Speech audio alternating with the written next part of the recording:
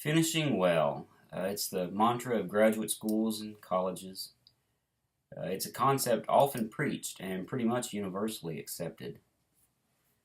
It's taught at a young age.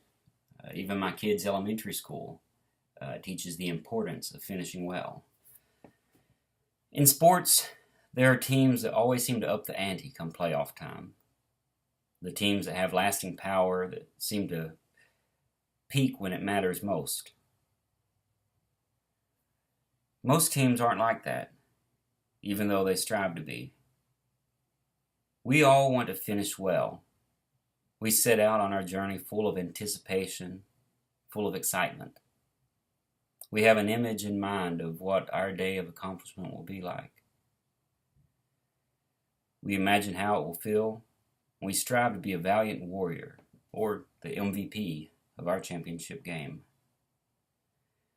There comes a point, more often than not, that we look at our situation and we realize that we've not measured up to our own expectations. Like a quarterback in a championship game that realizes it is no longer possible to win that game, but also seeing that there is still time left on the clock. He knows he won't hold the prize trophy, but he also knows he must take the field. There's something to be admired about a man that can take the field and finish a game, even though he must feel crushed inside.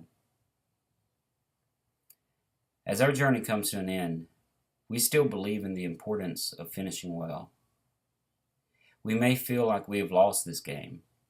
We can look back on individual moments, mistakes that we've made, and we can imagine different outcomes had we only acted differently in those moments. We think it is no longer possible to finish well. Well, what now? What do you do when it's no longer possible to finish well? Well, you just finish. I remember when I decided to attend seminary. Due to a car problem, I was walking home from work at 1 a.m. Through some rough areas of town. Normally this would bother me, but for some reason this night it was very peaceful. I had been needing to talk to God, and the long walk provided time for me to pray and for me to listen. As I walked along many bridges and overpasses, I looked down on railroad tracks below. I kept having this one recurring thought: a train on a track. A train on a track. I'm convinced that God was telling me that to follow Him, I would be a mere train on the track. I would follow the path that He laid before me. How easy it is to forget our role in this journey.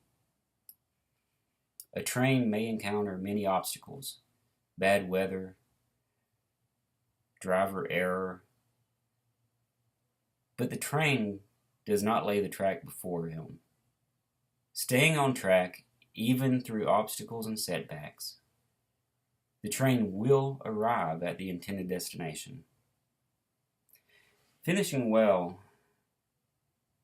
doesn't mean displaying heroic efforts. Finishing well means we accept the reality.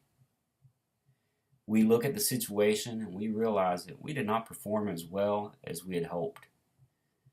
We accept the consequences of some bad choices we've made. We take the field, and well, we just finish. In doing this, we will finish well. This is God's path that we are on. We learn from our mistakes, and we apply that to the future. Above all else, we learn humility. Humility will serve us better than any knowledge that we have gained. Because after seminary, it's a brand new game. And God has prepared us for it, each one of us uniquely.